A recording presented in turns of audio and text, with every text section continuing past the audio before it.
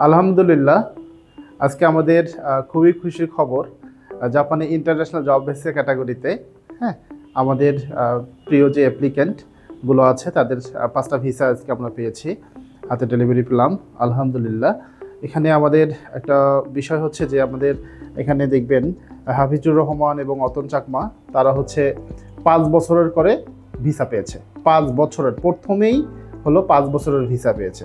এবং অন্যান্য যারা আছেন, হ্যাঁ, জাফর উদ্দিন আছেন, তারপর হচ্ছে আপনার উজ্জ্বল আছেন, তারাও কিন্তু হচ্ছে আপনার হলো 1 বছর করে ভিসা পেয়েছে। তো আজকে খুবই খুশির খবর লাগতেছে যে একসাথে এই 5টা ভিসা পেলাম। খুবই আনন্দিত আমরা এই অপরিবার।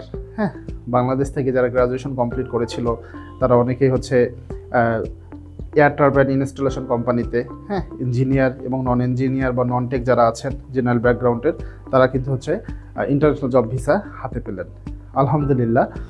আমাদের উদ্দেশ্য হচ্ছে একটাই, যে বাংলাদেশ থেকে বেকারত্ব দূরীকরণ।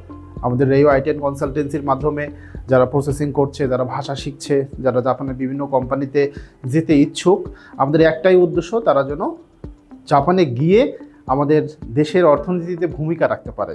আমরা সর্বোচ্চ চেষ্টা করছি ইনশাল্লাহ আগামী বছরের মধ্যে আমরা 1000-এরও বেশি বেকার যুবকদের জন্য জাপানে কর্মসংস্থানের ব্যবস্থা করতে পারি এবং দেশের রেমিটেন্সের জন্য অবদান রাখতে পারে, সেটার ভূমিকা রাখার জন্যই আমরা এই অপরিবার কাজ করে যাচ্ছি।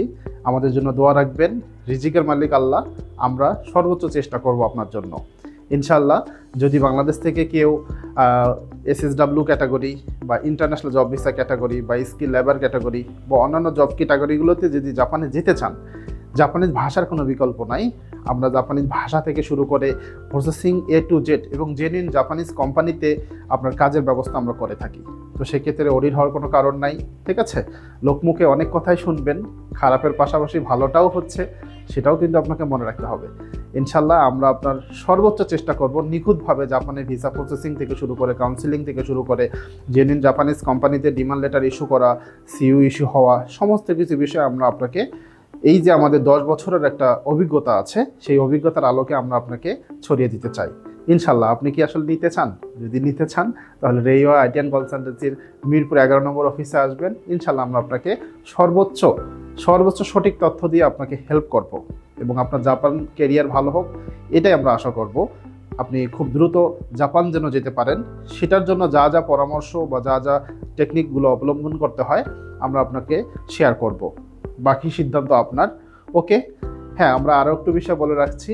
আমরা আপনাদের জন্য একটা বিশেষ আয়োজন রাখছি, যে আমাদের কোনো অ্যাপ্লিকেন্টের যদি ভিসা না হয়, ঠিক আছে, তাহলে কিন্তু আমরা সম্পূর্ণ টাকা ফেরত দিয়ে দিই, ঠিক আছে?